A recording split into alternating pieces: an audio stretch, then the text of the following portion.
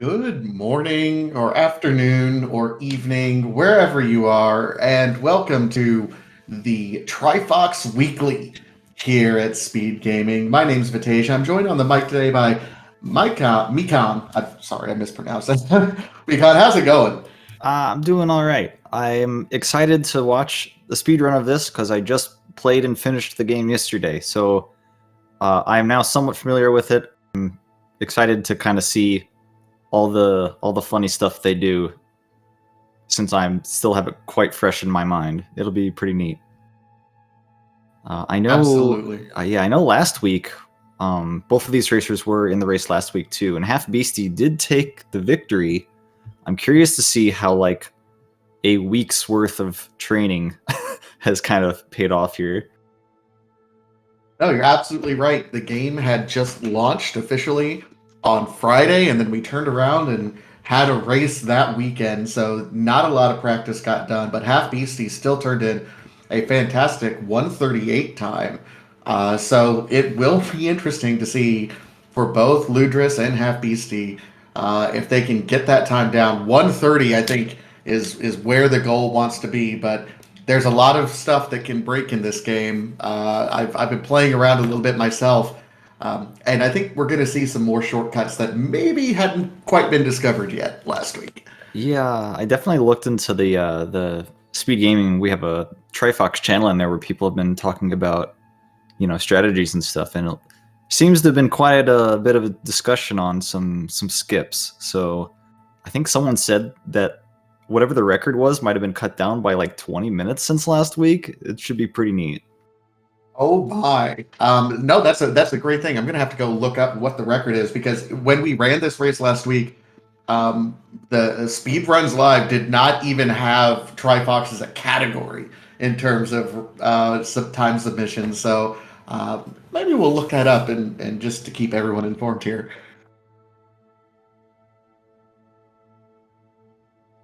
Should be neat. Um, Funny enough, when I played the game yesterday, I'd streamed the game yesterday, and I tested the game, and then I closed it because I was done testing it. And right before I booted it up, there was a patch. So I went in and looked at the patch, and I don't know how much of these new patch notes that have only been out for a day are going to affect things. Um, one of the patch notes does say that sprinting is faster now, like the time it takes to start sprinting. So I wonder if that can actually be utilized in a couple of tight locations to make a couple tricks easier, since they have a little more leeway on their fast speed. I mean, if anything, that might make some of the other equipment loadouts more attractive because I know that's one of the things that made the Warrior Dash so impactful is not just because you could dash almost infinitely, but also once you dashed, you were immediately in full run mode if you were still going Yeah. the same direction. So that made it super attractive. We'll see if that changes. It's interesting because Ludris actually last week still turned in a pretty respectable time, although was using the Mage Teleport the entire time. Hmm. That one was a little. I was definitely. I'm gonna. A lot of my commentary is honestly gonna be getting like my casual thoughts on whatever they were doing at the moment. But I did find the dash the most attractive of the three movement options. Um, so if we do get that discrepancy again this time, I definitely hope that they can kind of keep up with each other. The dash was amazing. The teleport was a little weird. The helicopter looked cool, but I didn't find much use out of it compared to the dash. I don't know. Yeah, I mean, there. I think it's going to take a little bit of practice with all of them. I think there's just enough differences between the different movement options that I think all of them could be viable in certain circumstances. It just takes some playing, and because this game is still so new, there's a great opportunity I think for a lot of folks out in the speedrunning community to get a hold of this game and to try to break it down. And that's what speedrunners I think do best is they take a game and they play it in ways that the developers never intended Oh in any yeah. capacity. Oh yeah. Especially in the first few weeks, everything's so volatile. Like you're gonna knock off 20 minutes one day and find another new skip the next day, where the record changes like 10 times a day. Oh, looks like we are starting. Absolutely. We have a bit of a cutscene here. Of course, a big shout out to Big Sugar Entertainment and Glowfish Interactive for sponsoring all of our races here on Speed Gaming. So, certainly we appreciate their support here for the Speed Gaming community, but also thank you for letting us race this absolutely fantastic game and really embracing the speedrunning community. I know I've been checking out their website, and they were highlighting even the speedrunning community pre-release. That's, I think, just really fantastic that even small developers are recognizing the importance of catering to people who really do like to break their game. Oh, that's us. Wow. So, correct me if I'm wrong, are we also giving out cash prizes every week for the top 2 finishers?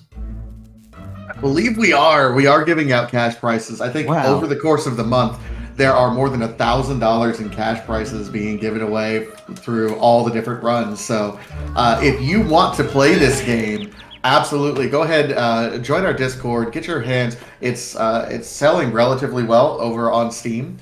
Get some practice in, and hey, maybe you could win some of that fantastic prize money.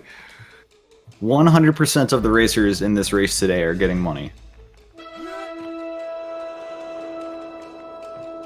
All right, you know what they're also going to get? What are they going to get? They're going to get this remote control that the bad guys just stole! Oh my gosh, I was so angry when I saw this cutscene. Can you believe? Look how anguished he is. I mean, we've all been there. We've all been there where our favorite remote control has been stolen by a pack of evil wolf pirates. Absolutely.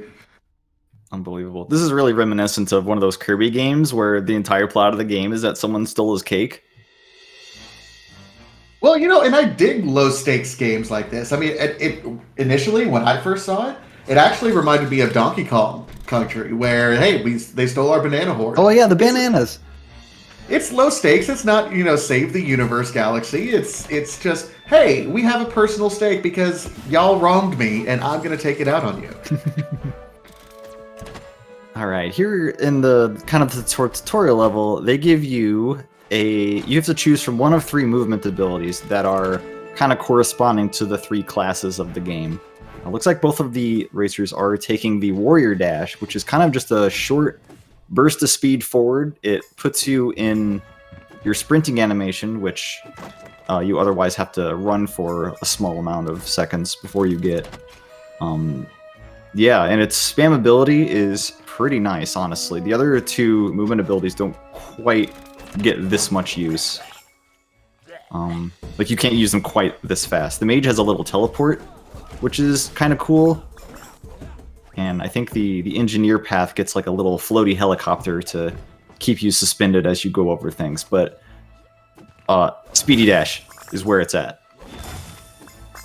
I love this routing of Half Beastie, and we mentioned last week Half Beastie was the one who did win the race. Looks like he's calculated how much money he needs to collect and what route he needs to go through, because he was collecting everything and picking up just a few coins here and there, knowing what he needs to do. Certainly using the Warrior Smash, which is absolutely fun. It's the highest damage, it's the slowest thing, but it also does kind of that cleave damage out front. So it's a really, really strong early attack. And we're just immediately going into our central hub here, which allows us to unlock the entirety of the skill tree. Yeah, well, I did say earlier this was like class-based. Oh, they took the Warrior Dash, and now they have the Warrior Smash. You can actually mix and match abilities from all of the other classes. And in this little hub area here that I don't know if they're going to have enough money to actually buy anything with, or they're probably not interested in buying anything right now. You can buy stuff from all the classes, make your TriFox as you want to do them, and it's pretty cool. You can have the 1 movement ability and 4 other abilities from all the different classes, and it looks like Ludris reset to get some extra money here. Is that what happened? That's what it looked like.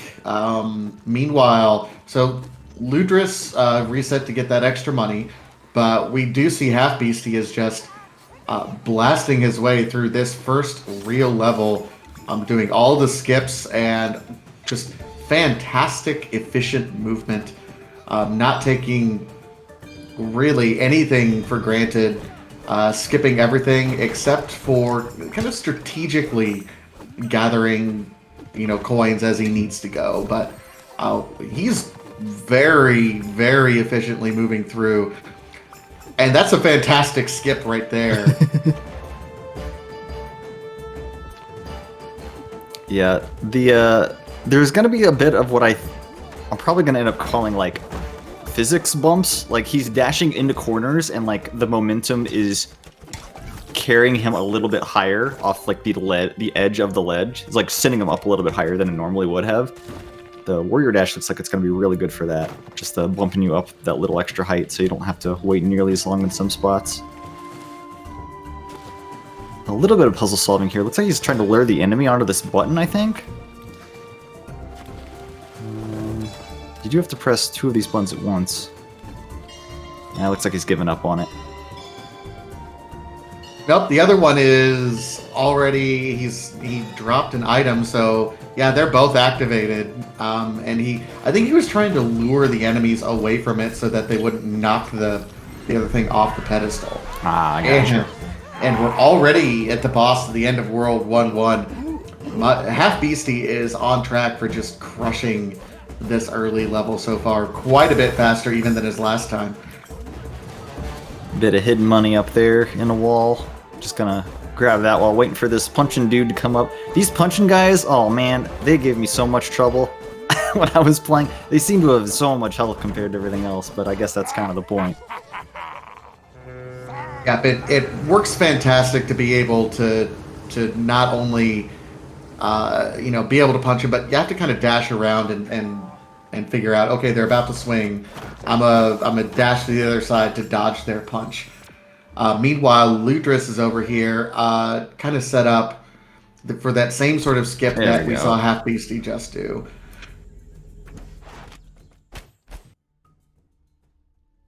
All right, you're gonna see a couple instances of them. Looks like Half Beastie like reset back the title and reloaded his save. I guess that's I think that's skipping some like post-level cutscenes that happen sometimes. Because you like get some mail things that come up or some like videos, but you can skip those. Nope, that's exactly what's happening. And it looks like Half Beastie is doing something we saw very similar to what he did last week.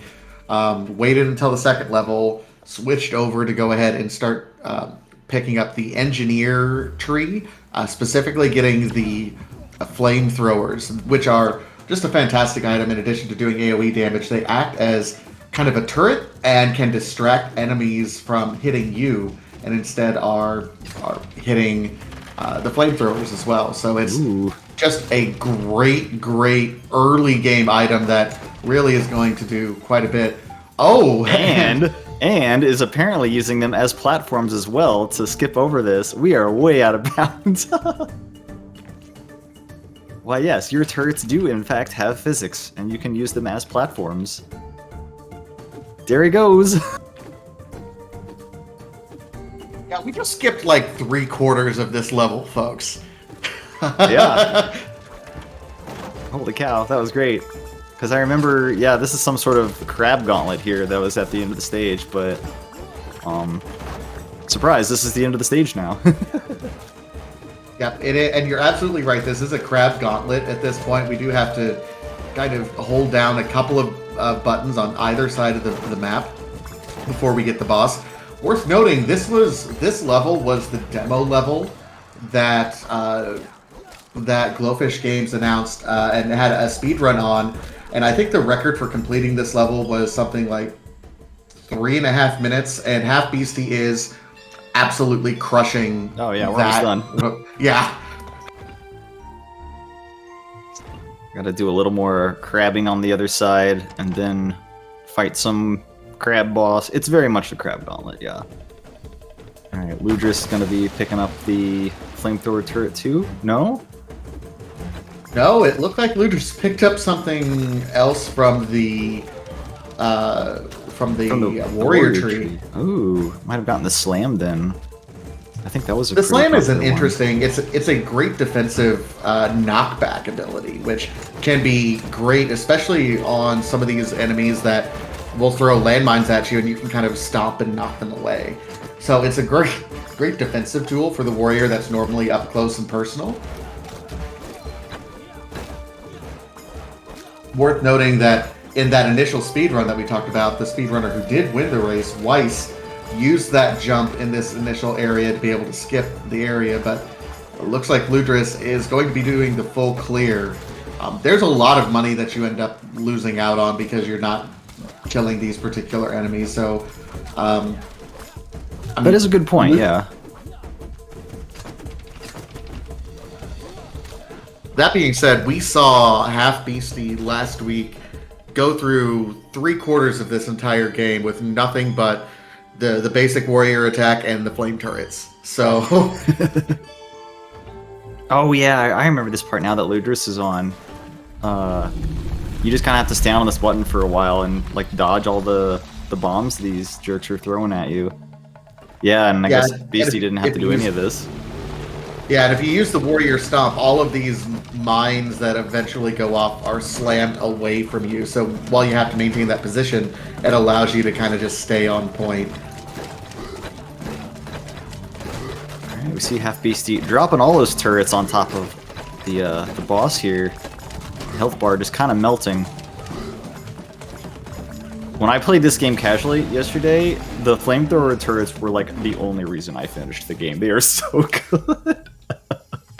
I'm very not good at these sort of 3D platformer things. It was a little difficult for me to like discern distance and stuff. And I don't think that's the fault of the game. I think that's just the genre not really jiving with me. The flamethrower turrets, I didn't have to aim at anything because they did it all for me. It was great. They did it all for you, and they distracted other enemies from, actually hitting you. It was wonderful.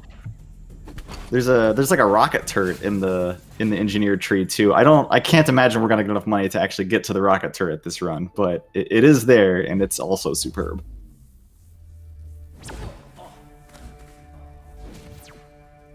All right, so Ludris is now through that half of the race, so now we're going to move on to the next part that is, that Half Beastie actually had to do. So, no skips on Ludris' side, but Half Beastie is still just crushing it, and it does look like he's picking up some money.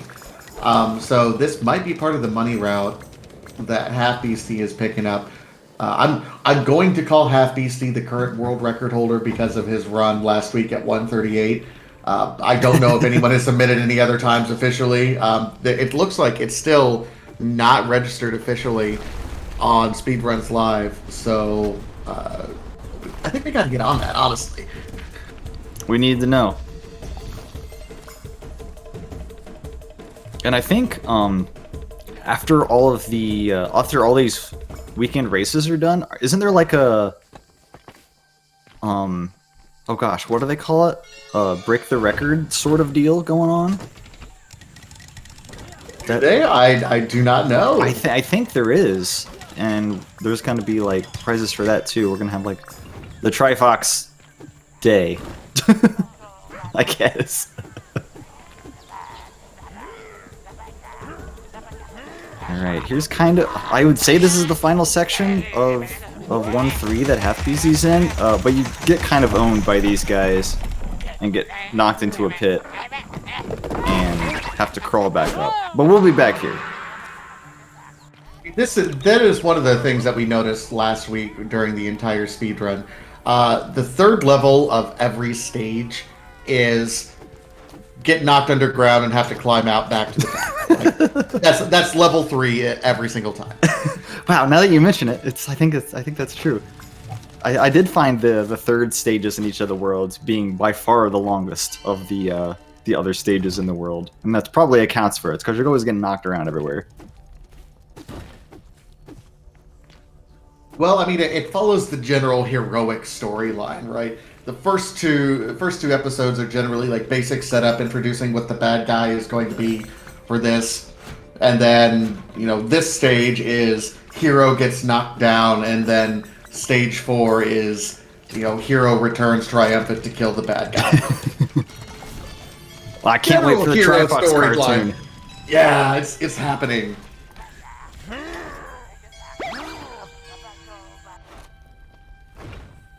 All right, Ludris has finished the crab gauntlet and is on to Octo Crab Boss. I don't know, it looks like a crab, but a weird kind of octopus thing on his head, right? Octo Crab.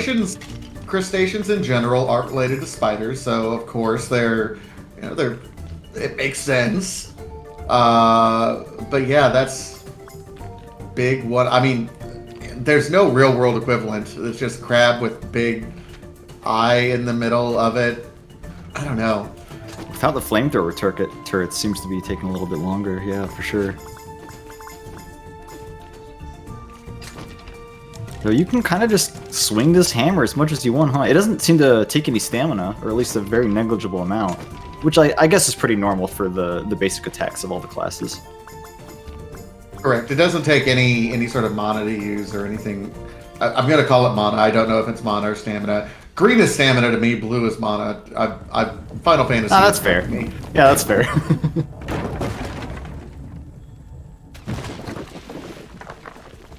I don't actually know if later on... I know you get abilities that'll use a sizable chunk of that mana bar.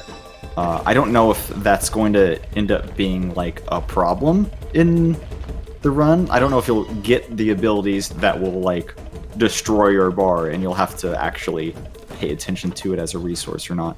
I know the flamethrower turrets don't really use all that much, so it's pretty ignorable in that sense. But I'm not sure about some of the later stuff we might be getting.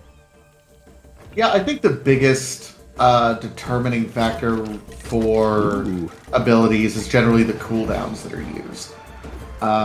Okay, so we do have Ludris now picking up the flamethrower. Yeah, got the flame turret and picked up the mage teleport as well. So no longer... Oh wait, then maybe I missaw that actually. I might have missaw. He definitely bought the mage teleport, so maybe gonna be getting another mage thing later on because you have to buy everything in one tier to get the next tier of stuff. So he wouldn't have like accidentally bought that. So there's definitely a purpose for it. Well, the mage tier has some absolutely heavy hitting abilities that are relatively early on as well. So I wouldn't be surprised if that is done explicitly to get like the mage bomb that happens relatively early. Or like the slow moving thing that you can shoot to explode. Yeah, that thing wrecked. The Unreal Tournament shock rifle. That's what it is. I mean, you're not wrong. I mean, It feels like that might be kind of hard to trigger with the hammer. Oh man, got kind of destroyed on those traps, but luckily that health was sitting there at the end. Oh no!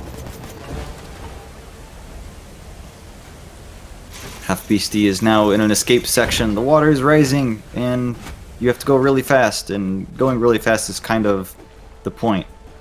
Oh, I think that was a skip right there, of sorts. That was a bit of a skip, yeah.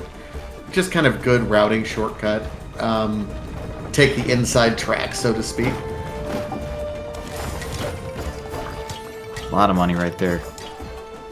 Yes, that's designed to be enticing specifically because if the water's right on your toes, you can't get there. Half Beastie is going to have 2,000 gold at the end of this, which is enough to get the third tier of abilities, I believe. Yeah, because there's the movement abilities, there's the second tier, which was where the flamethrower turret was. Then I think the third tier costs 2,000 gold per. So we might be seeing something in that third tier of engineer after this. Or maybe pick up that ground slam that we were talking about. Actually getting kind of wrecked right here. PZ's gonna have to retreat. It's like, I mean, luckily there's health potions that are just all over the place, particularly in these boss fights. So the real trick is this Gatling gun enemy, which I mean, you can dodge it pretty easily as long as you jump over it or run around something. But you have to be careful because those projectiles do hurt quite a bit. Yeah, when you're stuck in swinging animation, it doesn't seem easy to get out of the big hammer swinging animation. So you are definitely committed for that time period where you can't really like jump out of. A big fan of Gatling gunfire. I think, is that the end of the stage? Yeah, that's the end of the stage. There it is. So Right, Half cool. Beastie is already at 20 minutes, just flying through, and we just have a boss that should take just under a minute here directly. Yep, 3 stages and a boss. That is what we're looking at for the first 3 worlds here. The boss stages, yeah, it's usually like just the boss, right? I don't think there's like much stage at all beforehand. Correct. It's the 4th level is just boss. You run through and quick cutscene, and here we go. Oh yeah. Big old wolf pirate. This dude is funny. We might be skipping a couple animations in this. There's no like real cutscene skip option, but there's a couple ways of getting around them. The cutscenes in this game are really funny. I enjoyed them a lot. They're very silly. They're funny, they're silly, but at the same time, as a speedrunner, you're like, what can I do to figure out how to skip this as Right. much as possible? The goal here is to get some of these little minions or have bombs on them. You're supposed to get the bombs and throw them at these towers to knock the boss down, so you can kind of whack them with your stuff. But there's a bit of a twist at the end. Oh man. There's a twist? What? There's a twist. Do we shout when we twist? You have to, yes. It's required by musical law. All right, I will make sure to shout when the twist happens. Oh my gosh, those turrets. Just kind of destroyed them. That was great. Yeah, you can have 3 flamethrower turrets out at once. They do damage like as soon as you throw them on the ground too, so they have a tiny AoE component there. And then they just constantly spew their stuff, and it's very much damage.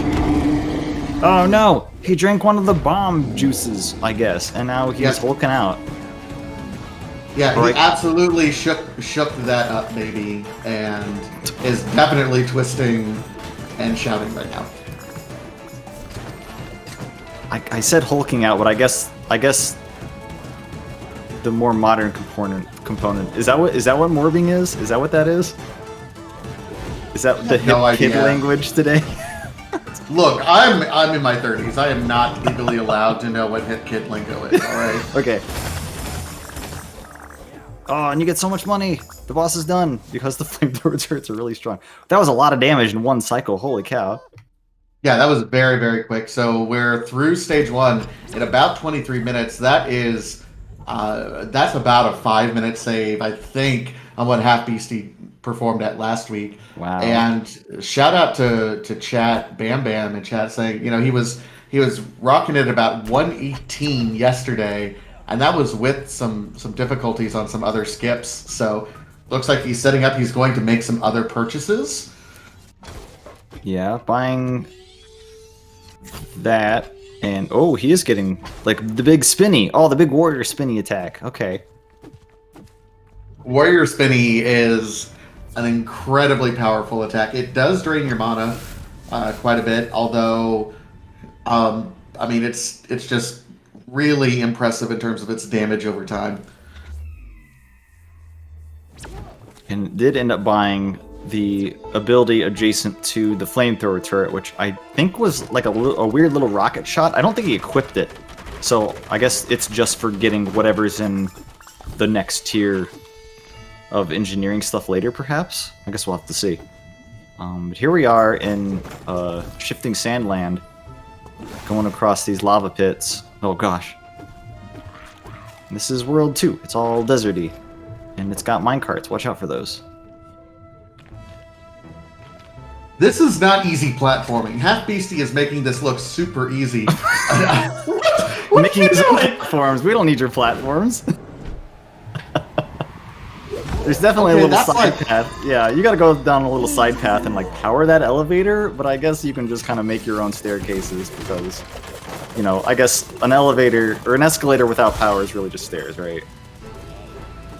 Yeah. So what he did to switch over, he still has the warrior hammer swing when he with the usage that he has, but he switched his primary weapon over to the Gatling gun, which does range damage, allows him to protect himself a little bit by staying away from things that cleave and normally hurt really, really bad. So I really like this loadout that Half Beastie has gone with. It's a little bit of a different setup than I think he had last week, but really making effective use of his resources right now. And here's a fun part coming up. There's a little like stationary turret right here that you need to hop into and kind of do a little protection sequence. Like you sit in the middle here and shoot all the stuff around you. There's a shield on the front of it too, so you can block bullets with it. But it's kind of a little defend the point mission here. Yeah, we were talking last week about how this particular section, the rest of the game, it feels better to run this on a controller, but this section in particular, keyboard and mouse just make it so much easier because it's just like, okay, we're going to point in the direction that we're shooting and we're good. Oh yeah, I can imagine that would be a lot easier because I definitely used the stick for this part and it took some getting used to. There was a little bit of auto aim to help me out, I think, but it was still a little weird moving the stick around. I think at one point there's like an extra little battery that you can have on the ground there, and like my turret was auto targeting it and I died because of it. That was a little rude.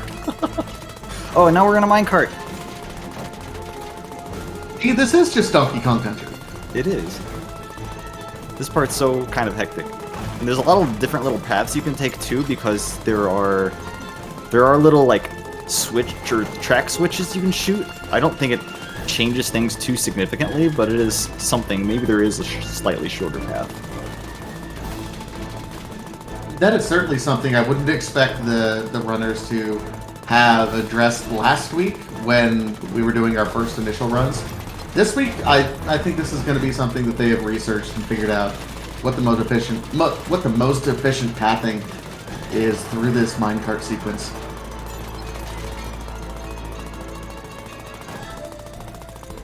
See Luders here on the first boss have taken 2 towers down, so just about on the Hulk part. We'll see if he gets the one cycle like Beastie did. Worth mentioning, I mean, Ludris isn't doing bad. It looks like Half Beastie is certainly, in the straight line race is certainly ahead, but Ludris is right now about at the same time sequence that Half Beastie was last week, so still doing very well.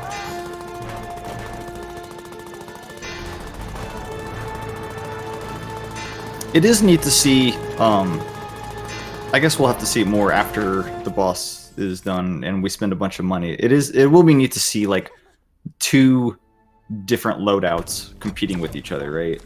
Because we saw Ludris ended up not getting the flamethrower turrets for the first stage, and that kind of seems, or for the first couple stages maybe, and that definitely like affected the speed for sure. But Absolutely picked up something else in the meantime.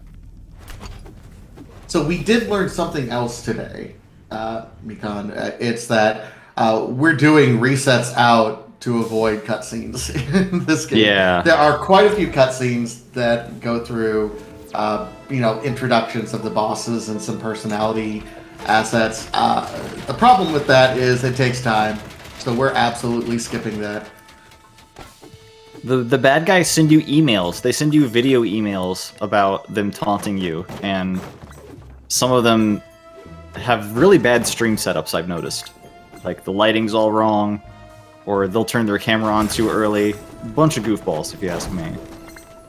I mean, they're amateurs. It's okay. They're not real streamers. They're not real streamers. Oh, look at that out of bounds clip. Half Beastie using the little secret treasure chest over here to just fly out of bounds. Uh-oh, more turret platforming too. Where are you going, TriFox? Gotta wait on the turret cooldown. There is a short cooldown before you can place them, even though you can only have 3 out at a time. This is great. Oh my gosh, this is... We knew that there was ways to break this game, and my goodness, Half Beastie is taking this to new heights, literally. Ludris did finish the boss, and it's gonna be heading on to Sandland next. Oh, we are standing on top of stuff. Alright. We have an invisible wall here. Oh my goodness. Definitely collision up there. I kind of wonder if Big Sugar and Goldfish are watching these speedruns going, okay, this is what we need to patch up next. There was a patch yesterday, but apparently that one's still in. I wonder how much... I wonder if they, like, did remove some sort of stuff that isn't going to work anymore. Dude, that would be super interesting if we get to that point in the race where we're, you know, we expect something to work and, oh, it's patched out. Oh, no. This introduces these big old shield guys. I didn't feel they were really that dangerous. There's a funny cutscene where your character laughs at one as he gets kind of owned. It's a little rude, actually. It's very Roadrunner and Wile E. Coyote kind of set up as, oops, we're just going to have a gigantic rock fall on your head and have stars over our head. The downed enemy needs to, like, hold up a sign that says... I don't know what it's gonna say. Next, we're gonna run off a cliff and hold up a sign, be like, "Uh-oh," and fall down. 5 seconds later, after we're over the cliff. All right, so Half Beastie is again skipping a cutscene, and we'll be reloading, and we're getting ready to go into our underground. Oops, we're gonna fall into a pit and have to get our way out level.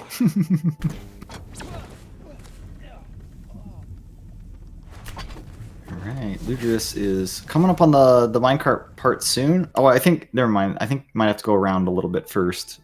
Yeah, never mind. This is just the first visit to this room. I love the cartoon sound effect. Some of this stuff is so cheesy, but I love it because it's just me, you know. I love this goofball stuff. This is a little sort of survival section here. Some of the walls close in on you, and some enemies like come through these tracks. Uh-oh, but it looks like Beastie has other plans. Beastie always has other plans. He's like, nope, we're not doing this. Oh, we're going up to the control room. There's money up here. What? There's stuff up here. I didn't find this. No, I didn't find it either. My goodness. What? Certainly they didn't expect you to jump up turrets to go get that. Oh, you probably use some of these boxes to, like, push and make a platform, maybe? I don't know. It's possible. I mean, clearly if you're going to be putting gold boxes up there, there is a developer-intended way of getting up there. Surely. But I don't know if, like, the creation of the flame turret, like, jumping path is the intended way or not. Meanwhile, Ludris is on this turret's part, so he's getting ready to go do his Donkey Kong minecart chase. Is that laser pointer? Is that them using the mouse? Yes, that is absolutely using the mouse. Gotcha. Okay. Yeah, it does. You're right. It does seem a lot quicker to aim exactly where you want to aim for that.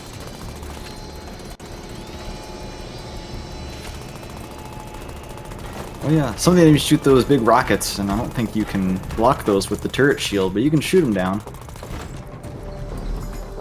Alright, Beastie's into a cool looking platforming spot. Watch out for those giant saw blades down there. Don't know what industry purpose they serve hanging out down there, but...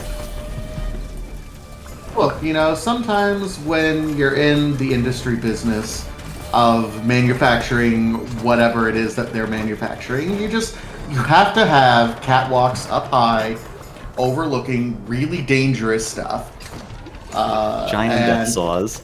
Giant death saws. You know, these are OSHA-regulated giant death saws. Oh, they are? Oh, then never mind. It's okay.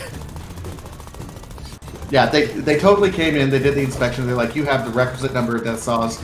Congratulations, you passed the inspection. 100 death saws. That is the correct amount of death saws. It's a tax write-off, really. It's true. It's, you know, nothing better than a bunch of death saw tax write-offs. Oh, this is the worst part of cutscene. You gotta wait on the elevator to go down, and the enemies appear on the monitors to taunt you. Like, you can't do anything to them. You can't skip them because you gotta wait on this elevator. You just have to sit there and take it. Oh, but I love the elevator. Bing bong. Second floor. Your death is now imminent.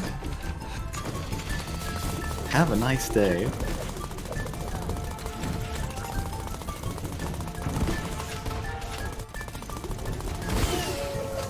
Ooh. Knowing where the health pickups are, I found was really great. Like, in these arena rooms where you have to fight waves of enemies, sometimes you're just gonna suddenly take a whole bunch of damage you weren't expecting. And you can take damage really fast in this game. So keeping an eye out for those health pickups where they are is pretty optimal. Keeping your health full is optimal. Well, one thing that Half Beastie pointed out last week, and I think it's a good point, is that the health bottles and potions, part of that collection is in the crates and the bottles and the pots that you end up destroying in order to get money. Like, it will randomly change to a health pot if you need health. Mm-hmm. So one of the incentives of keeping your health high is when you're doing your money route, you're picking up money as opposed to health potions constantly.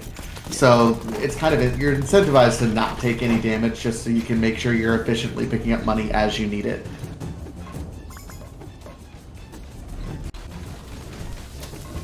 Beastie has been going out of his way just a little bit to get some more money, it seems. Ooh, got kind of owned by some stuff right there.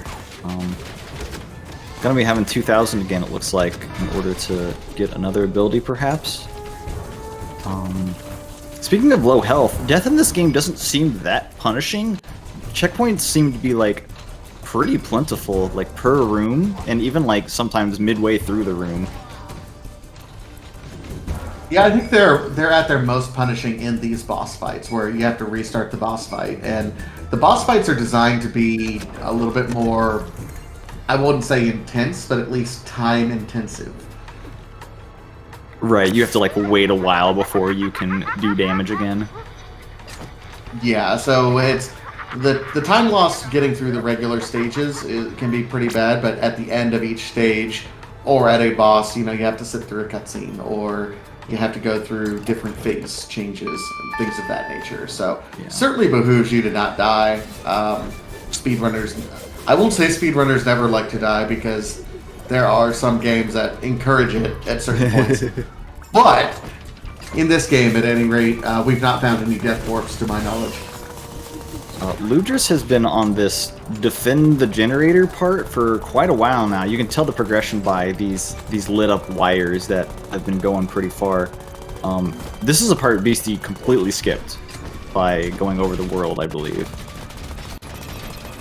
This is a pretty long sequence, I remember. So are we in a position to officially call that the Beastie skip? The Beastie skip. Oh man. I don't know. I guess, like, generator skip would be a little dull. I wonder how many of the skips we can call the Beastie skip, though. It'd probably be quite a few. There's a lot of skips that are going to be called the Beastie skip. Like, I think that's going to be the first question we ask him in the interview. It's like, okay, you did a lot of skips. Which skip do you want named after you? Because we have to make a decision here before too long. Beastie low on health again. Oh gosh. One thing I did notice is, like, falling off cliffs and stuff, or hitting big, like, obstacles, like these laser walls maybe, they do like a quarter of your health. That's actually pretty significant. So you don't really want to, like, fall too much. I mean, which is normal, I guess, but, like, if Link falls, he loses all heart in this game. It's actually pretty dangerous.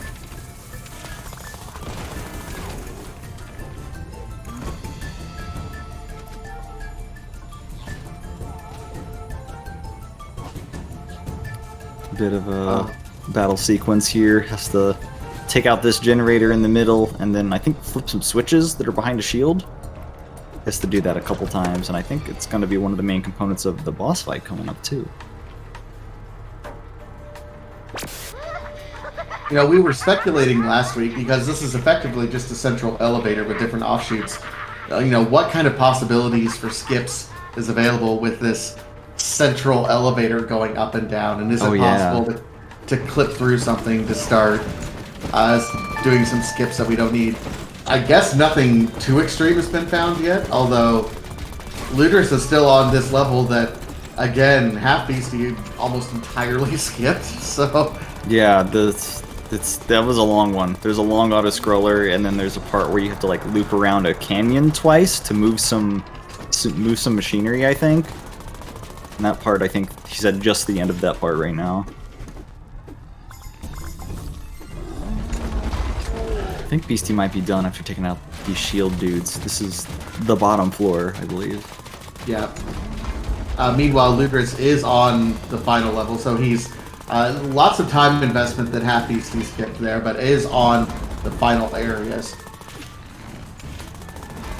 Oh, and here's that shield guy cutscene. Oh, look at all the money! So much money! Yeah, 3,000 can buy whatever you want. Let's see if he actually takes a trip to the shop before the boss. Nope, we're going right into the boss.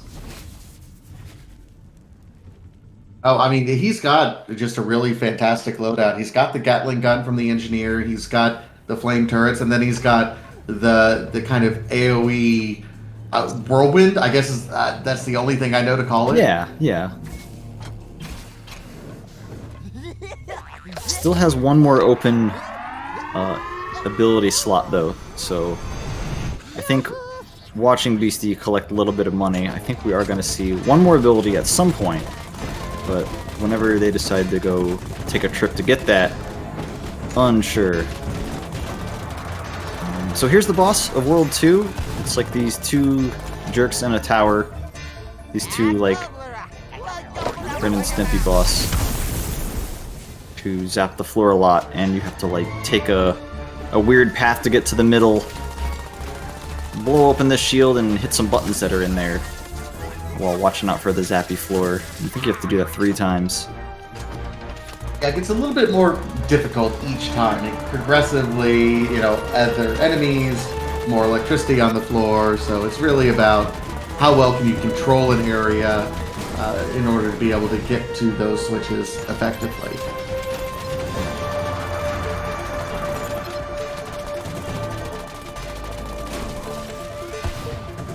I do want to say, this game is gorgeous. I said it last week, but you know, the more I play it, the more I just love the graphics and then the sound design. Like, everything about this game is just fantastic to look at.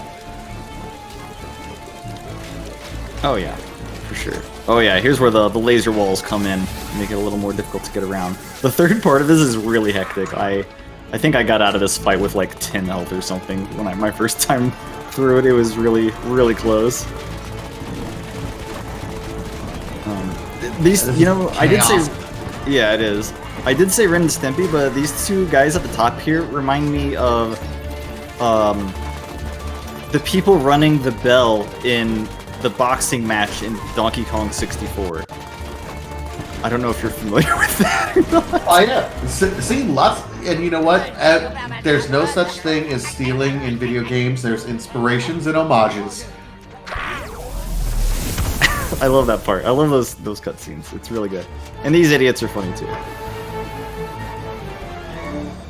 I mean, let's face it, the bad guys stole a remote control. Competency isn't exactly their strong suit. It's like BC's deciding just to like stay in here and tank the electricity, has just enough health to manage to stay in there long enough to hit the 3 switches, and done with the boss. I like how the flamethrower turrets like start shooting the money chest before before you even like gain control of your character again. Yeah, I mean that's important. That's efficiency. They're That's so great hard efficiency. workers. All right, so we're already through all of level 2 now. Gonna teleport back out, and of course skip cutscenes here, which smart play. I know we're missing a lot of fun out of that, but I that's don't get to okay. see the newscasters. Oh no.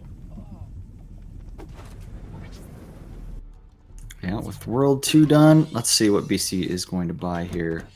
Oh, is buying the mage Whoa. teleport, so we're going somewhere in the mage tree later on. Oh, actually just took the teleport. Oh, this is gonna be yes. This is gonna be important. In particular, I mean, this might be the best time to get it, but I do know the final boss of this particular stage. There's a lot of skipping that can be done using the mage teleport. Oh, We did see interesting. that last week. Yeah, Does it go like super vertical? it does. There's a lot of vertical skips that you Ah, can do on the final boss here, so okay. definitely worth getting that. I mean, more than that, imagine the mage teleport with these extra platforms that you can build with the engineer. That's a good point.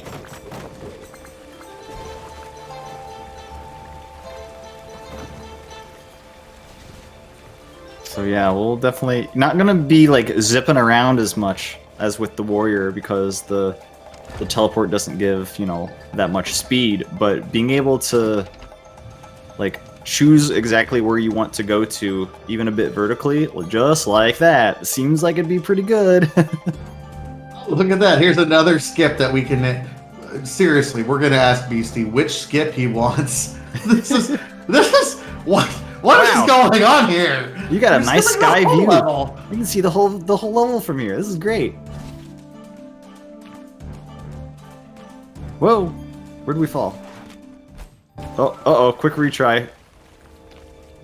Fell out of bounds into an area we didn't necessarily want to fall out of bounds to. Oops. Oh well. It didn't seem that bad to get back up here, so that's gonna be nice. Yep, there we go, just like that. Yeah, and this is why you would take the mage teleport, because this out of bounds skipping is worth a whole lot more than being able to zip around the level. You're saving so much more time. There was an exceedingly long, like, water level in this zone that has like whirlpools and stuff, and I'm excited to see if there's a skip for all that.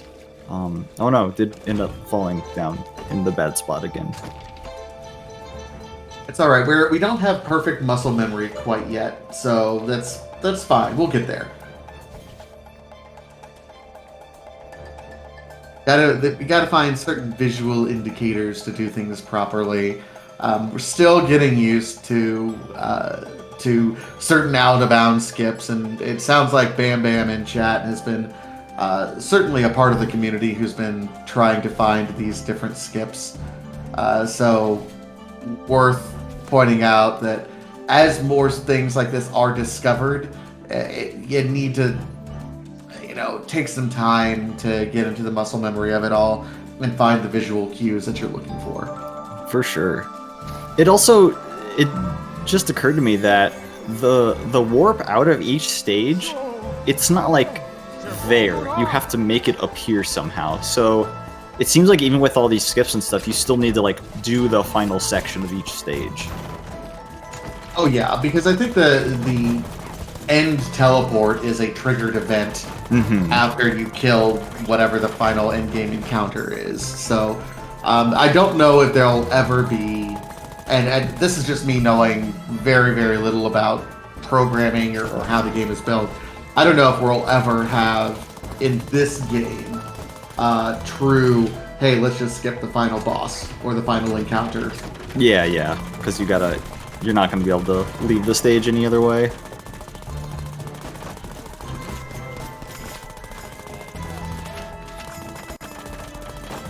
This That part being was a said, little hectic. skipping the whole stage is pretty OP. I guess that's enough, right?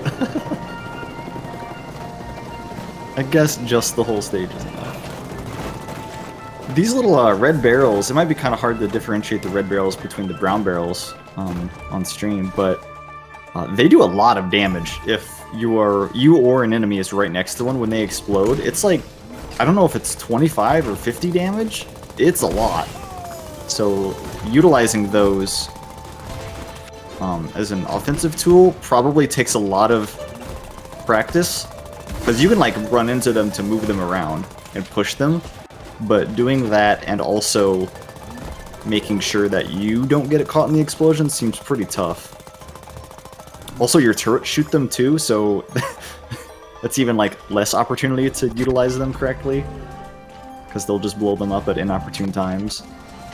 But I bet there's like quite a bit of extra battle tactics that can be used with the red barrels.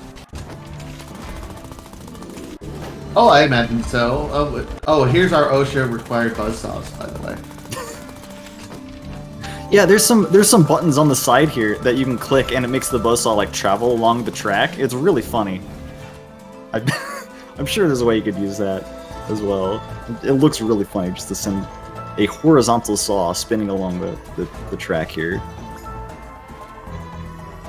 Alright, that is 3-1, right? That was 3-1, I think. That was 3-1. We're already at 3-1 at 50 minutes. This is incredibly impressive, by the way. Mm-hmm.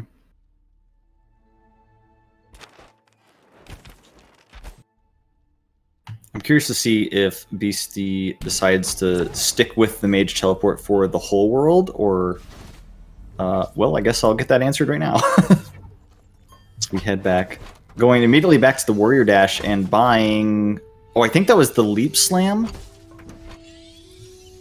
Oh, he is, at this point he's just getting the top tier warrior ability, which allows you to do kind of a dash between all the different enemies that are on screen, and it does quite a bit of damage right now. So I saw the little, they have a little like monitor preview, and which is really funny. I like the way that was presented, and it looked pretty good. I didn't actually get it in my playthrough, but it definitely looked neat, and I'm excited to see it actually utilized here. These little crystal jerks are plentiful, and they do very constant small hits of damage to you. They probably die in like one hit with the swing or something, so they're likely not all that dangerous, but there's a lot of them. Also, I love this tank that just has a big monitor on the side of it. Oh, we're going places. we're skipping stuff. We are skipping so much stuff. Oh, and more.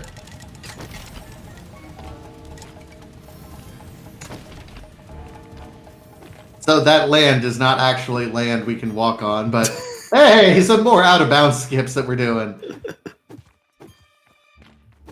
Oh, is this the stage with the big water swirls that I was talking about earlier? I think this might actually be it.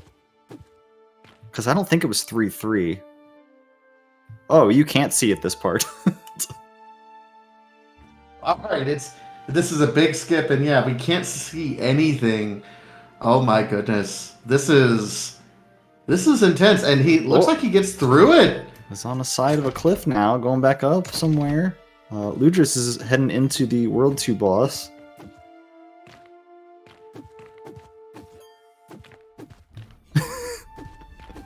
That's not at all how that should look. No, this is game breaking. Oh no. Okay, is that intended? Come on, Unity physics, let's go.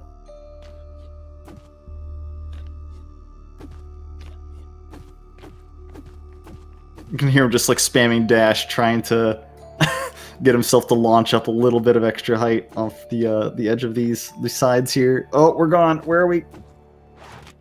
Oh no. Oh no. And we're back at... Oh wait, maybe that was on purpose, because now we're in a different room completely. Was maybe like hitting an autosave trigger, I guess? That appears to be the case, because now we're... That was on purpose? Right at the boss stage. Okay, yeah, here's the boss. Not the World 3 boss, but kind of like a, you know, a mid-world boss fight, yeah. The luck is hitting the checkpoint. I see, so never mind. It was definitely all intentional. this is one of the interesting things about this particular game because this is effectively training for the final boss. This is the same sort of boss physics. Oh, and there's that warrior dash, which is fantastic. Oh yeah. But this is effectively the same sort of mechanics that we're going to see for the final boss once we hit stage 3-4, which is, hey, he's invulnerable until you destroy all these crystal targets that are all around the room.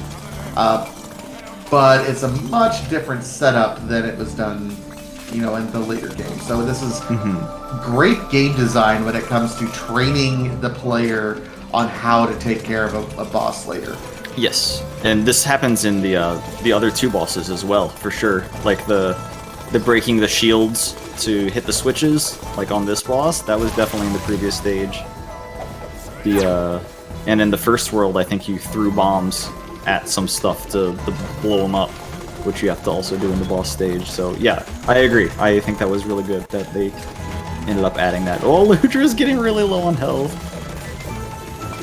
Oh, come on, Ludris, you can get through this. I mean, this is not easy for sure, but that's set up well. There's a health potion. Okay. Oh, back to full. Or no problem.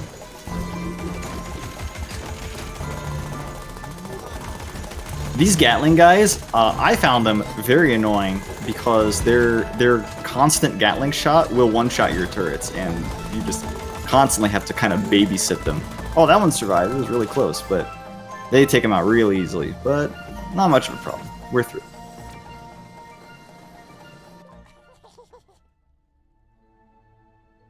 My goodness. So we're already at stage 3-3 at 56 minutes, and of course, skipping cutscenes because we hate cutscenes.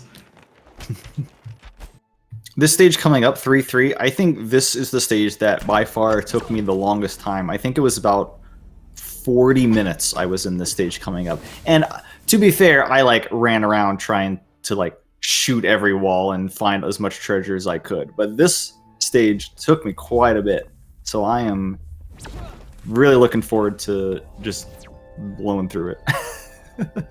Of course, yeah, and it is our traditional, hey, it's World 3, we will be jumping down into a pit, and... Yep, gotta place these bird heads on these statues, and then down we go. So this area coming up has 4 wings to it, and you gotta go do something in each wing. And after each wing, I think also spawns another enemy encounter in the center, so it's a constant back and forth of fighting and platforming into each of the wings. Unless there's a skip that Half Beastie ends up finding. Yeah, I'm looking forward to a skip here.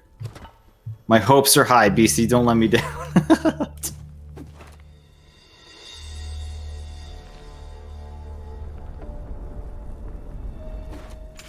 No pressure or anything. No pressure whatsoever. Oh, wait, well, going up. He found it.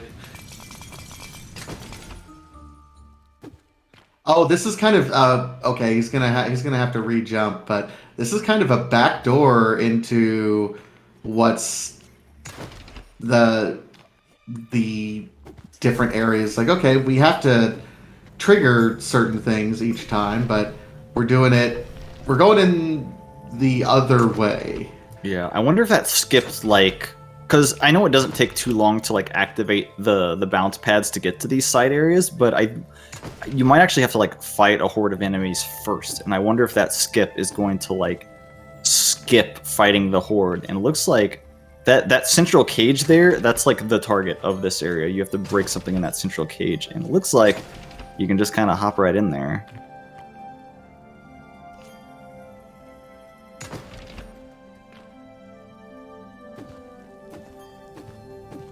Oh! Trying to get a bit of a corner momentum boost, it looked like there. At these skips, again, the game is about a week old. So the fact that these skips are even being discovered by the community right now is a little bit amazing. Oh, At the same time, you're like, okay, well, it seems inconsistent right now. There will be some consistency gains. For sure. Looks like BC's gonna give up on that skip. Oh, the door. This happened to be my casual play too. There's like a boost tunnel here, right? It throws you up here and then it shoots you out through the door, but sometimes it doesn't put you out through the door, and then the door like shuts to prevent you from going back, even if you're on the wrong side of it. So you like have to quickly look there. That happened to me too. Oh, we gotta fight this big golem now, I guess because we did get this skip. Ludris is going for that big skip also that was on the previous stage. Yeah, absolutely. Definitely Ludris not doing all the same skips that Half BC have found, but certainly this was a massive time save. So absolutely worth at least trying. Yeah, if this is like the whirlpool stage that I was talking about earlier, it's really long, and you are at the mercy of the time it takes for these rafts to go around. It's so long. And I think this is skipping all of it, which is ideal.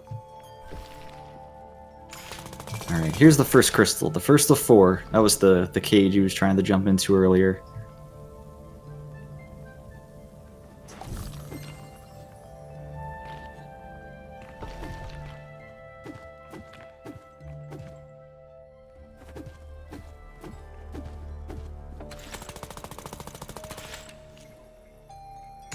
Yep. You're gonna be hopping up the other side. I'm guessing that I'm just gonna kind of hop up all of these wings just to avoid some of the fights in the center, is my guess here. It seems to be the way to do it because it is dodging quite a few fights at this point in time. Yeah, like every time you break a crystal in one of these wings, there's another horde of enemies in the center, so it does end up saving quite a bit of fighting time for sure. The next crystal's in this cage. Oh my gosh, he clipped a flamethrower turret through the wall to shoot the crystal. You don't even have to get in there yourself. You just have to be able to have your turret shoot in there. That was great. I am consistently impressed by the ability of speedrunners to break a video game. Consistently impressed. The flamethrower turrets are so good. They will shoot anything. It's so amazing.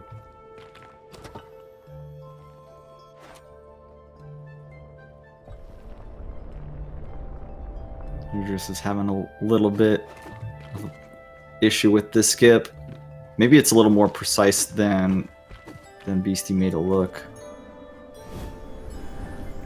I think this is going to be one of those runs that any speedrunner of TriFox is going to want to at least start by mimicking what Half Beastie is doing, because there's a lot of precise movements, there's a lot of individual builds that you have to do, and he's certainly lighting the path. So this is for any newbie that's out there that hey, there's a new game, it's super fun, and you want to speedrun it, start with watching this VOD. 100%. Alright, Ludris is up and taking a bit of a jaunt the scenic route. Looking down on the whole stage. Oh, there's a secret chest way over there.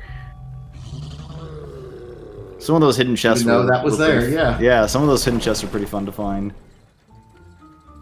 Oh, there's one of those drills where the enemies come in. And hopefully we won't see too many of those, or have to do too many fights here in the middle.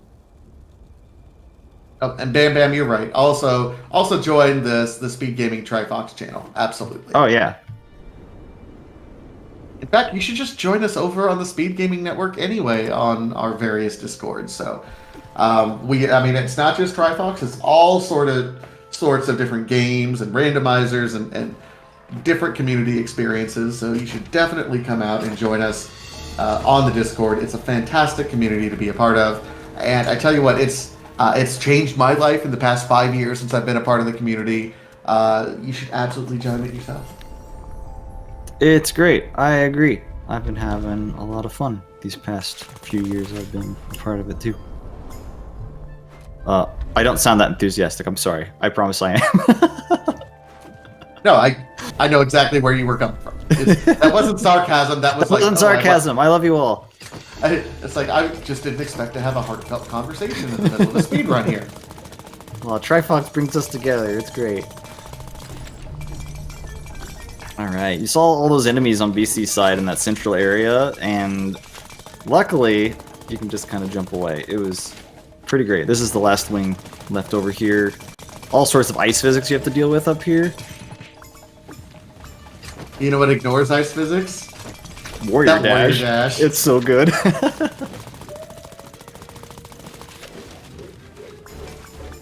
Oh, the big spinny really takes out those ice blocks. Those spitting guys are creating pretty good.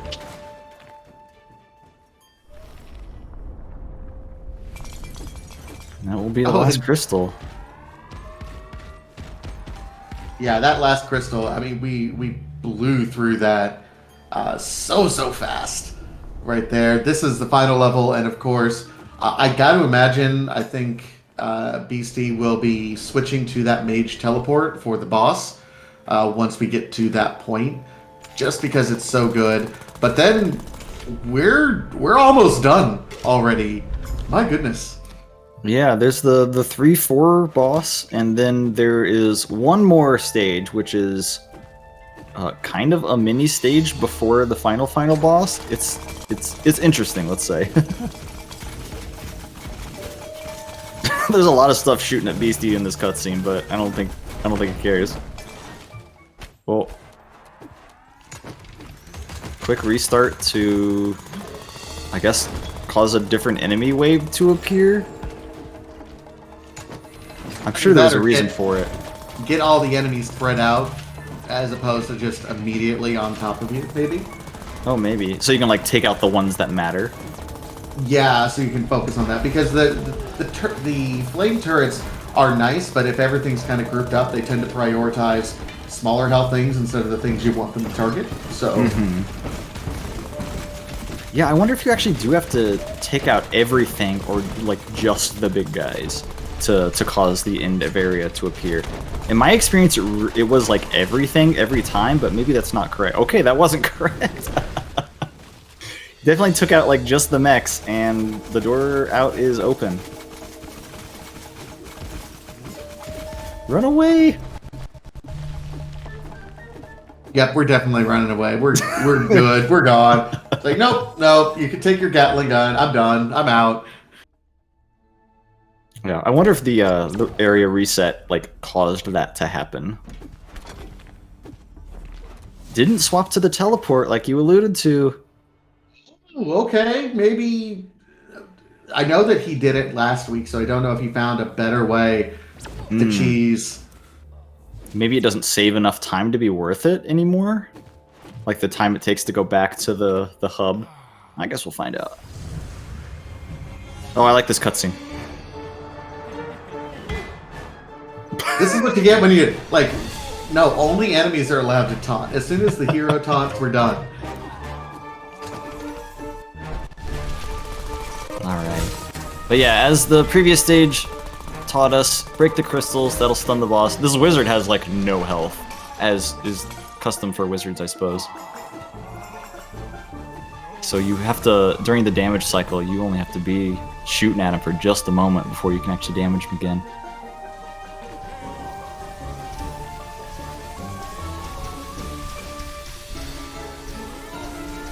Yeah, this is effectively he has stages of invulnerability while you're waiting for the platforms to raise properly in order for you to be able to work your way to getting a crystal down.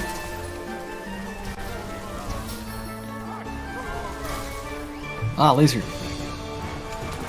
Oh no, goodbye! Oh no. The platforms change, you gotta wait for him to...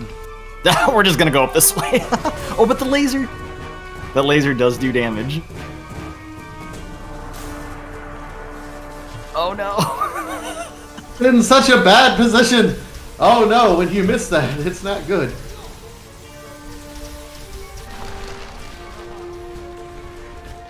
Oh, there's a way. And luckily we'll get a little bit of health here during... After fighting the boss here. It does drop a little bit of health. I say a little bit, that's like 50 points. Or is that full? Holy cow. At the full health refill, yep.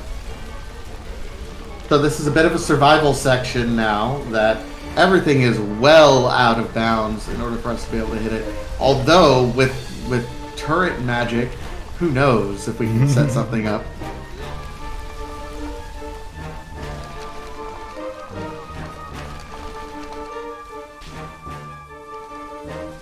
Why doesn't the boss just like lower the platform that you're on? Like, just get rid of all of them. Oh, we're going up! Oh, this is pretty sick. Yeah, we're going a little bit, I wouldn't say out of bounds, but certainly letting our flame turrets do quite a bit of the damage. Yeah, already taken out 3 of them. Oh, can't make it to the 4th one though.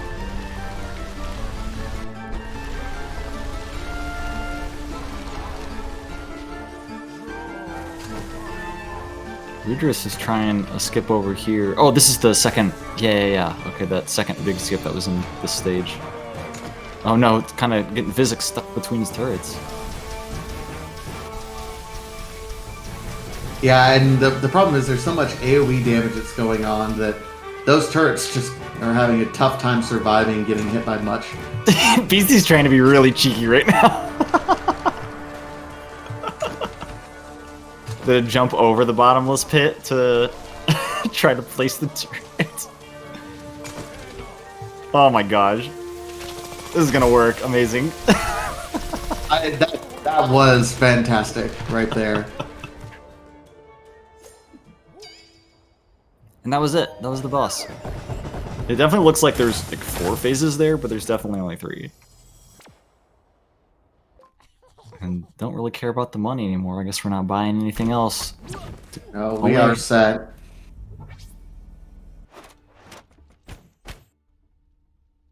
And then there's some big reveal about the 4th level appearing.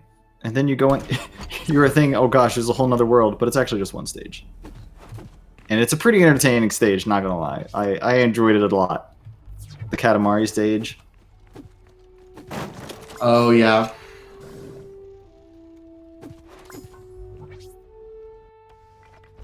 And here we go. One stage, one boss.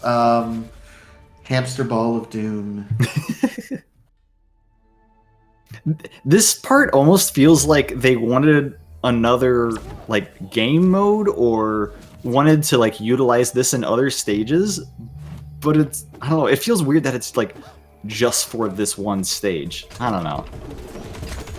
Well, when you think about it, there's a lot of mechanics in this game that are only utilized for one stage. When we talk about the mine carts and we talk about, you know, the crab rush, there's different instances several times where they just wanted to have fun, and this is, you know, plenty of potential for things like DLC, I would say.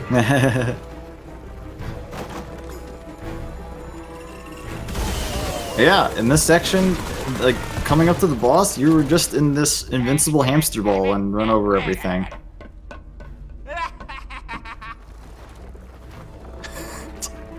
Oh, you can jump too. There is hamster ball platforming in this game.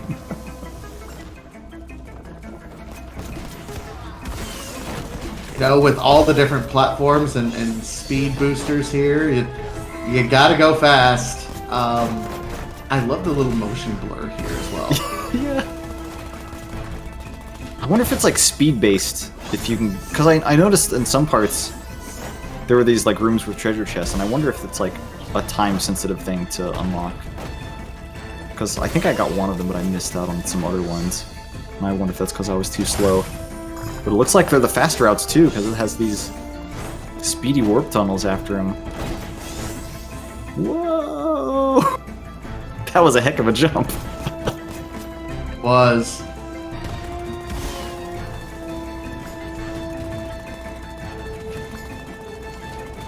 Of course, it doesn't matter how much stuff is being fired at us. We're in the invincible hamster ball. On some of the trucks that were earlier, if you like hold forward onto them, you roll up them exactly like you do in Katamari. I thought it was hilarious.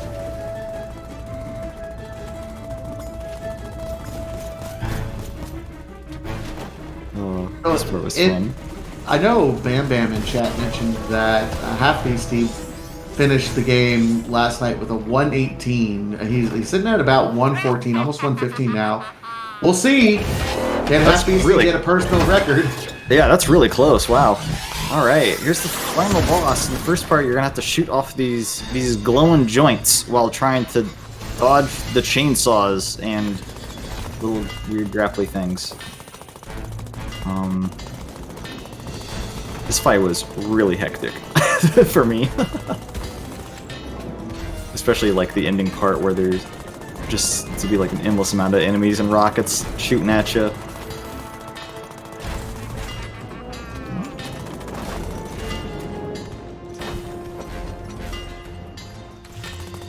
I think he fell. I don't know if that was on purpose or not.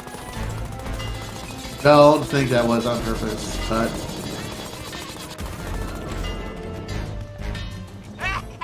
Alright, there's the first part done.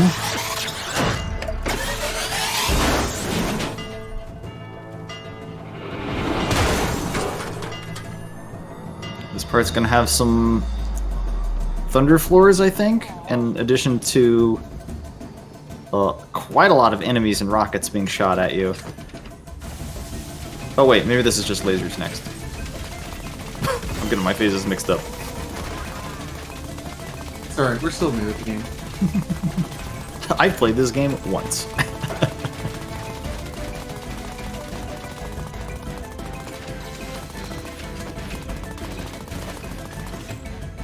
Oh, the whole outer ring. There's like a mini outer ring too that you can stand on. I see, I see. Yep. And certainly making relatively quick work. You see how much health the boss has left, and he's doing very well up to this point in time. Oh, I like the use of that warrior dash thing to hit it at a bad spot. That was almost done, and boss That's is it. down. I'm gonna have to hop into the warp after this cutscene. That'll be it. But don't forget your remote. That's the most important thing. Because now we can go home and watch TV, right? Oh man, that's my favorite. I'm watching TV right now. That was it. BC's done. GG. With a final time of 1:17:10, I'm gonna call that a new world record. GG's, Half Beastie.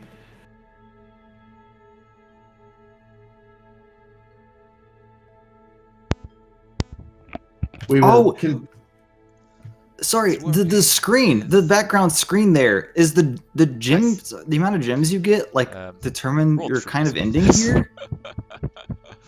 That was a big old mess. Oh, I need to. Sorry, that's my fault. I need to mark them as done.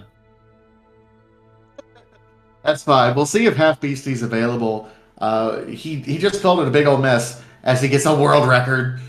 My goodness. Half Beastie done. And that should invite them to come in here as well, if they want to. I feel a little bad. I feel like I have neglected Ludris a little bit, but Half Beastie, yeah, I mean he's doing very, very well, much faster than he did last time with all the other skips. Certainly on what this is 3-2 or 3-3, 3-2. 3-2, yeah.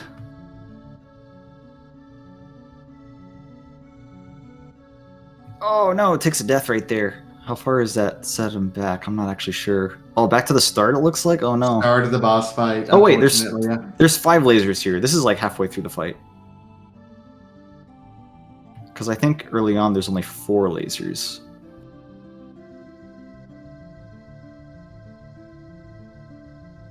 Oh, looks like Ludris has decided to stop according to the race channel, but is still playing, so now I'm not sure.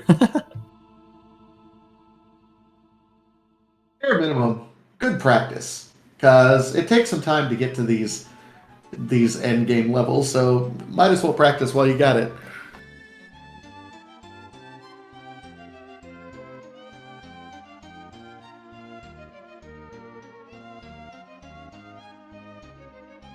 We are joined now by Half Beastie, though. setting a new, at least as far as we know, record 117.10. GG's. Yo, GG. Yeah, that should be the record so far, but we're still working on getting up the SRC, so.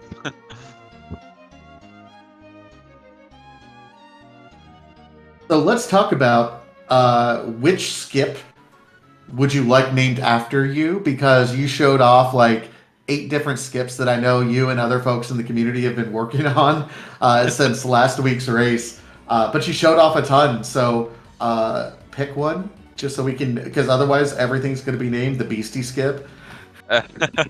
Well, I can't take credit for most of them. I think most of them have been a community effort. There's been some people on the Discord strat hunting a lot, and I think there's only one skip I could possibly take credit for, and that would be in level 3-2. That's the only skip I found without any help from others, and that others haven't found before me, so...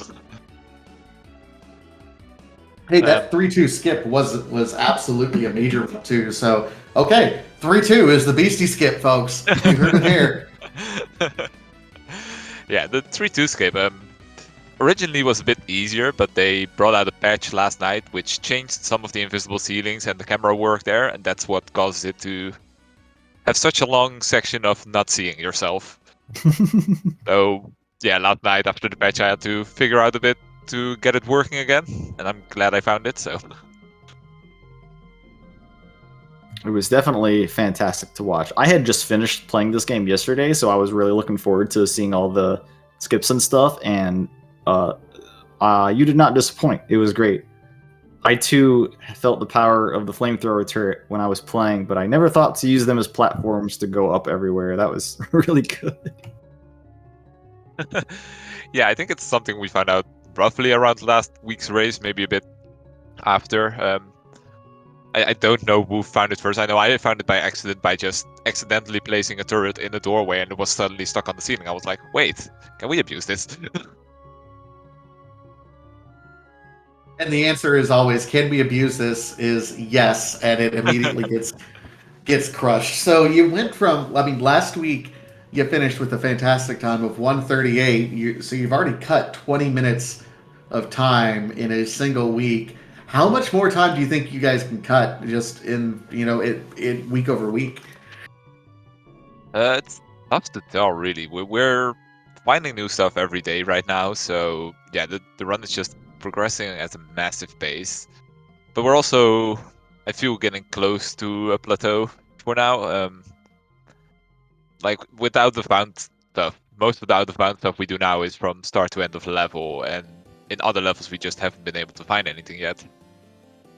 Then of course there's the execution part. There's a lot of execution left to be done. I'm getting faster every run, just purely on execution as well. So it's hard to say. I think with current strats we can probably get very close to the 110, and then it's just going to depend on how much more we find. Yeah, with the game so young, surely there's still stuff out there to do, right? We were talking about the having to like actually make the end of level portal appear makes it seem like there's not going to be too much stuff. Like you're not going to be able to skip entire stages. Like you're still going to have to do that final whatever you need to do to make that appear. But getting to that spot can still probably, I'm sure there's still some out of bounds stuff to fly around and find. Yeah, we're definitely looking. We have a few people actively looking for new strats in various levels, and hopefully we can find some more.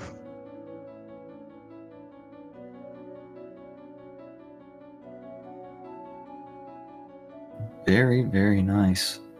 I love the I'm gonna have a hard time like not saying like, oh well, in my casual play I noticed, but that's just because I finished it yesterday. Yeah, flamethrower turrets, MVPs. It's a really shame you don't get to the rocket turrets because I loved them a lot too. But man, those 2 warrior abilities were pretty fantastic. Yeah, warrior just for outright fighting, for outright DPS output is insane.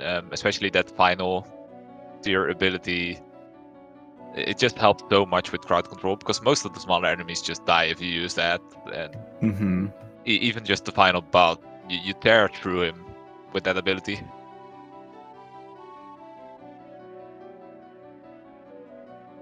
So one of the things that we noticed at different times, you had the warrior dash equipped. You had the mage teleport, of course, for a few stages. What's the experimentation been like with the engineer helicopter? Or is it just there's no reasonable thing that can do that the other two can't do? Yeah, that's basically it. The engineer helicopter doesn't offer any real movement benefits. It doesn't have the you can teleport up that the mage teleport has. It doesn't have the extra speed added and the unlimited use added from the warrior dash. It's a shame, really, but it is just not useful. It's fine. I guess not all abilities can be perfect. Yeah. Especially when it comes to speedrunning, you know, I'm sure it's fantastic for casual playthroughs, and it might have some other utility in that casual playthrough, but I mean, when you got to go fast, there's going to be certainly optimal builds at that point. So, Yeah, that's always going to be the case, and um, I'm still not sure if this is the optimal build. I'm still thinking about maybe trying to not money route anything and just go with a few basic abilities, see how that works. But right now we're just trying to break the game as much as possible and gain time like that. meanwhile, Ludris is joining us as well. Hey. GG's. I see you're practicing some skips right now as well. Yeah, because I know there is a faster skip in this where you can skip the upper room, but it's very difficult to land perfectly on that little ledge without dropping in the water like that. So, yeah. Oh Yeah, yeah, this is camera does no favors here. Whoa. So still figuring it out, but getting better weekly, so should be good. And I think 2 weeks, because next week is the speed gaming marathon. That's right. Speed Gaming Live is coming up. I don't know if we're taking a break for one weekend because of that. We very well might be. Yeah, we're not having a race next week because of the marathon. Ah, you are right. The next race appears to be November 6th. Yeah, that's good. plenty to Gives us learn plenty in of a time. couple weeks. Then, Yeah, gives us plenty of time to learn new strats and for other people to also learn the game and catch up. Yeah, if anyone else wants to hop in here, you got 2 weeks to practice before our next race here. Pretty good. Game isn't too terribly long. I'm sure some of these skips require a little precision practice for sure. It depends on how skilled you are, really, and like platformers as a whole. But for me, I haven't been able to practice a lot. Like I'm 6 hours in or something in the game, so still learning. Yeah, the 3D platforming aspect is definitely takes a little bit of getting used to if you're not, practiced in that, like you said. I definitely agree with that. That's why I let the flamethrower turrets do everything in my casual play. It's because they aim a lot better than I would have.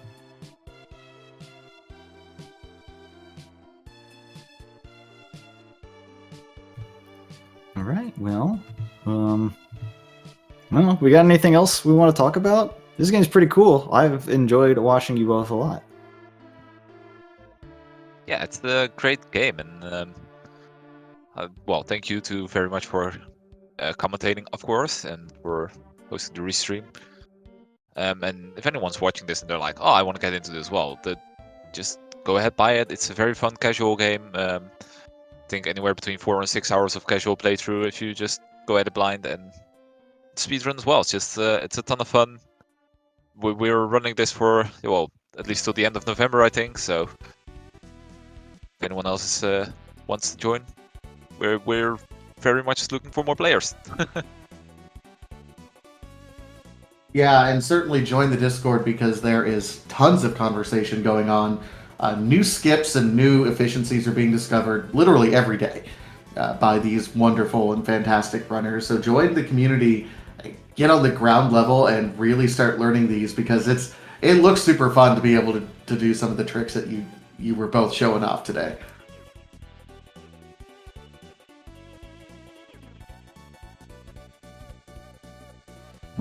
Yep. I guess. Sorry. I guess we're about done here, unless we wanna. We don't have anything else we want to get out. I think I'd feel like I just asked this. Sorry, it's been a long time since I've done commentary. I hope you're all having a good day. No, other than that, we do want to thank, both of our runners, Ludris and Half Beastie, again for showing off everything. Thank Big Sugar Games and Glowfish Interactive again for sponsoring these runs that are going on this month. In terms of other things going on in the speed gaming community, there are 2 other races going on absolutely right now. Looks like we have a Super Metroid and Link to the Past randomizer community race going on over on Speed Gaming 4, as well as a Link to the Past League Invitational going on over at Speed Gaming 3. So I got to imagine we're going to send everyone over to either one of those races. But otherwise, this has been a fantastic community race for TriFox. We'll see you in 2 weeks for the next TriFox race. Have a great rest of the afternoon, everyone. Yeah, and see you in 2 weeks. Yeah. Bye. Thank you.